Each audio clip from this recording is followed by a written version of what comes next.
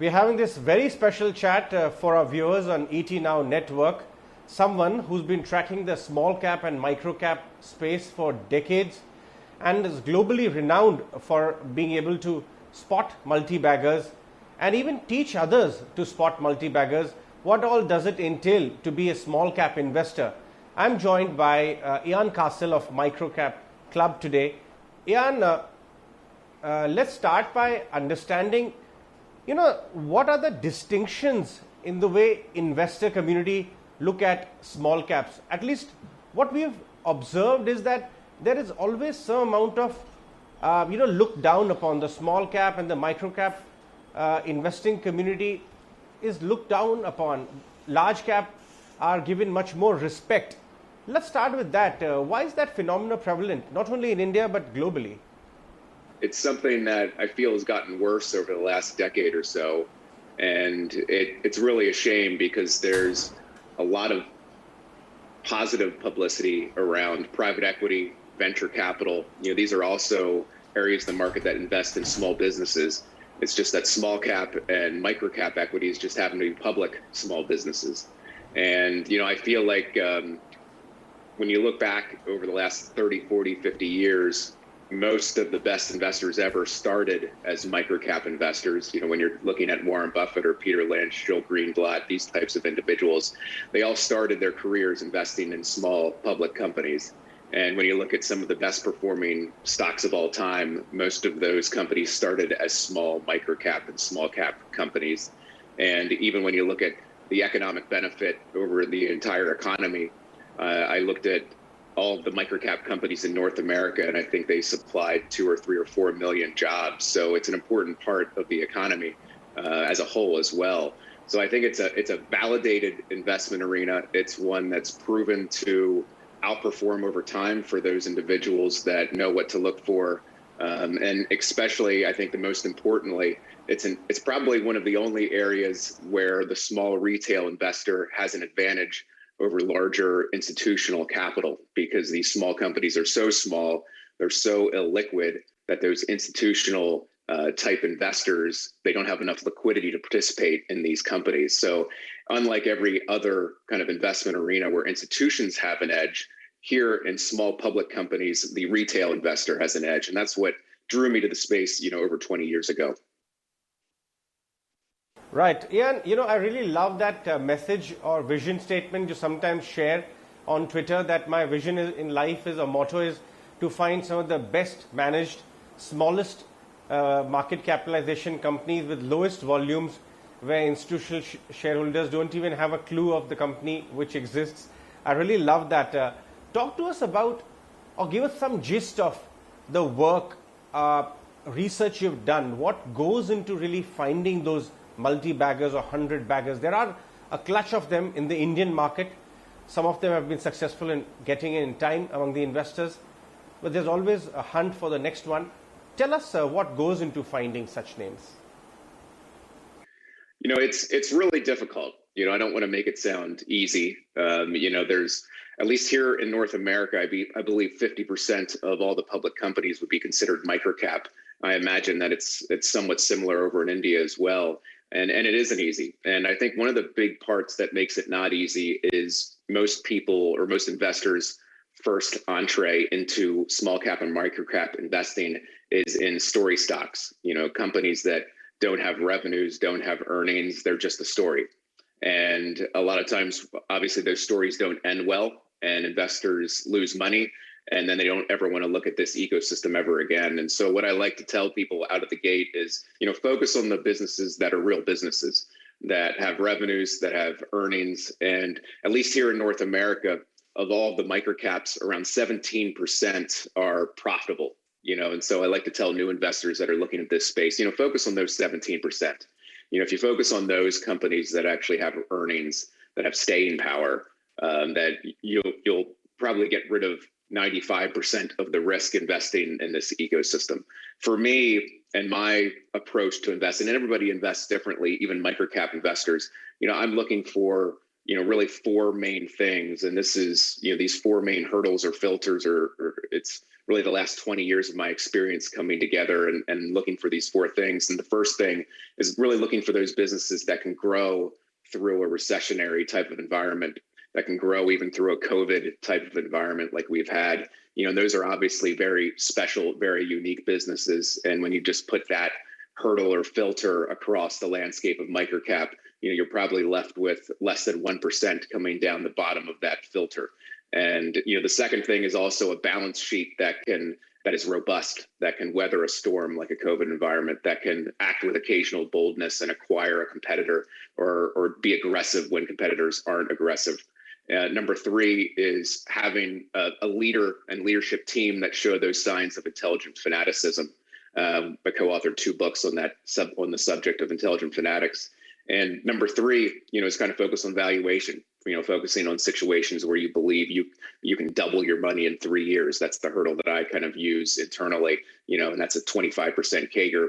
It doesn't mean I'm going to be right and hit that or exceed that, but that's the goal on the valuation side, is to find those types of businesses. And, maybe just to end on this part, I think those 4 filters, I would call myself a growth investor more so than a value investor. But I think those 4 filters, especially those first 2, it's really concentrating on survival. You can't find stocks that go up 5, 10, 20x, 100x that are going to sustain that type of rise, unless they are very high quality types of businesses. And they're not going to find something that can go up and sustain that type of run. You need to find a business that can survive. And so it's as much about finding a business that can survive as much as one that can grow. Right. Ian, you've also spoken a lot about the importance of behavior, the investor behavior, as a factor in order to really generate vast amounts of wealth investing in companies over a period of time. How much of that is, can be learned, and how much is that it's temperamental? I believe that the hardest lessons and the most important ones are things, unfortunately, that you have to experience for yourself. A lot of these lessons you can't learn in a classroom or read in a textbook and then expect to apply them correctly when you're getting emotional about a situation. I think investing is, it's sort of 99% just controlling your emotions when they're screaming at you to do the wrong thing. And, a lot of that, we could probably talk for 5 hours about this subject alone, but it's a very, very important part of the learning process. I'm still evolving as an investor. I feel like, there's still times where obviously my emotions aren't exactly stoic. I feel like, I'm just like everybody else, but, I think a big part of the game is the emotional part of it. And, unfortunately, a lot of us come into investing with egos. When I was 20, I had a couple big wins, and I said, I was thinking to myself, Warren Buffett, get out of the way, but then, life comes back at you, you lose some money and you realize you're human, and your emotions take over on a couple investments, and, you learn from those mistakes. And so the emotional component really comes from experience. Right. Let's get back to the subject of how to pick multi-baggers. What are the qualities which you look for when you analyze these companies, you meet the managements or even read or research them? Some of the qualities, when you look back on your winning rate, what were those qualities which are common, which stood out in your success stories?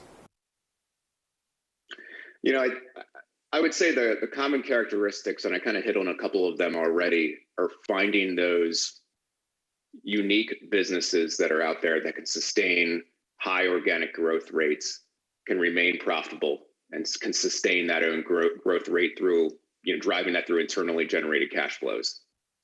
And I really love the idea of the kind of top-down investing in a tailwind, and then the bottom up investing in businesses that are scarce. I really love the idea of scarcity as a framework for investing. I want to find unique businesses that can sustain high growth rates where there's not 1,000 other companies trying to sell the same product or marketing it differently. You want to find a business that's actually producing a unique product or service where there's also not very many other public companies out there like it for institutional capital to then invest in as well. So it creates sort of a scarcity to that type of business. And what you find is, great businesses trade at high multiples because there's a scarcity of great businesses that exist. And those are the types of businesses that I want to find and that I want to invest in. And so, kind of looking at it from fundamentally, again, finding a business that can grow 20, 30, 40, 50% organically, that has 60, 70% gross margins, that has, really healthy operating margins, and also, run by a management team that can really scale a business.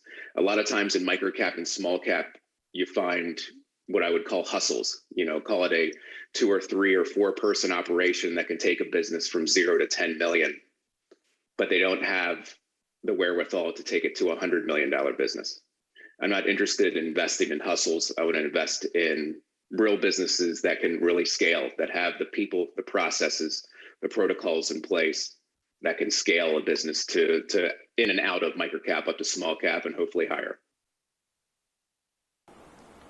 Ian, what about a word on the quality of management, the leaders who are running these companies?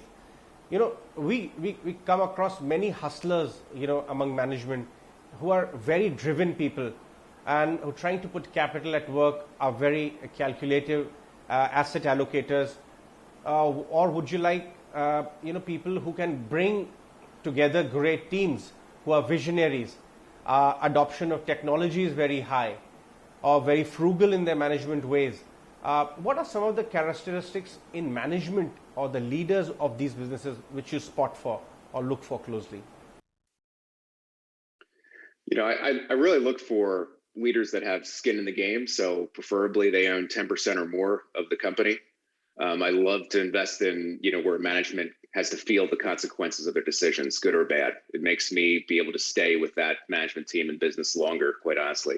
And obviously holding is a big part of accomplishing and realizing a multibagger in the portfolio. Number 2 is that I really analyze, and this comes back to some of the work that we did with our Intelligent Fanatics process and project. And, really what I found was, obviously you have a very, very talented visionary CEO at the top, but what was very apparent is they hired great people around them. They didn't have to have all the answers. If they didn't know the answers, they brought in great people around them. And it wasn't people that were just saying, yes, sir. These are people that were highly talented, and they build great teams because they knew that's how you scale a business. And so a lot of my due diligence today, and it's really evolved over the last even 5 or 6 years, is I spent just as much time evaluating the people around the CEO as the CEO himself or herself. And you once said that look for areas where perceived risk is way higher than actual risk, and you would find opportunities. Can you explain that for our viewers here in India? Sure. I think there's certain areas of the market where, and it's to my benefit and other investors' benefit, where the perceived risk is very high. I think an area that comes to mind is something like medical technology or anything that's life science related. But specific to medical technology area, I think it's an area that a lot of investors look at, and if they're not a doctor or they don't have that type of background, they completely believe that they can't ever get an edge in an area like that. And I think that's untrue. I think there's certain areas that, the common person, if they're willing to put forth the effort and due diligence and just, learn a lot about that space, they can be just as good as somebody that has a PhD next to their name. And, I think that's kind of an example that I would give is, kind of that area of the market specifically, like medical technology. I think it's an area where, a lot of people look at it and believe they can't ever get an edge. And I think that's wrong. I think, don't hold yourself back. You can get edges in these areas as well. Right. And you've been a full-time investor for a long time. And, in such a market, in such an investing environment in India as well as globally, when there's a raging bull run going on, many of our viewers and investing mates are actually thinking about going full-time as far as investing is concerned. But then the question also arises, how does one combat boredom? Because one can't be acting all the time. How should one combat the do something syndrome? You can't be doing something or the other in the market all the time. What would you tell folks out there who are mulling over this? I think it's one of the things that, I've been doing this for a long time, and maybe the first way I would answer that question is, for me, microcapclub.com, which is a private forum of experienced microcap investors. I would call still administering that site with my partner, Mike Schellinger. It provides a good productive distraction to the marketplace. And I think that's one of the big kind of benefits of kind of running that site, is it does provide a distraction for me from my investments enough to where I'm not overthinking the decisions I'm making. Number two, at the portfolio level, I really do compare any new idea that I come across against what I already own.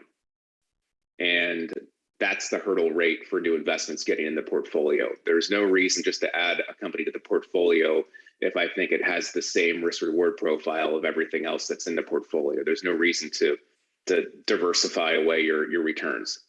And so I really try to only add companies to the portfolio and be active in the portfolio if I find something that is better than what I already own. And not only just a little bit better, it needs to be a lot better, because I'm really looking to replace something that I like, that I trust, that I have conviction in, with something new. And so that new idea needs to not just be 10% better than my 10th best idea that's in the portfolio. It needs to be a lot better, because of that. And so those are the two kind of things I would say, just off the top of my head, is find a productive distraction. And then also, when you're looking at new ideas and you're tempted to be active, really just compare anything new to what you already own. Lovely, Ian. It was so nice to be chatting with you today. Very thankful for your time, and lovely to be taking out time for our viewers from the sidelines of Morningstar Conference this year. Thank you very much for your time. Thank you. I appreciate the opportunity. It's an honor to be with you.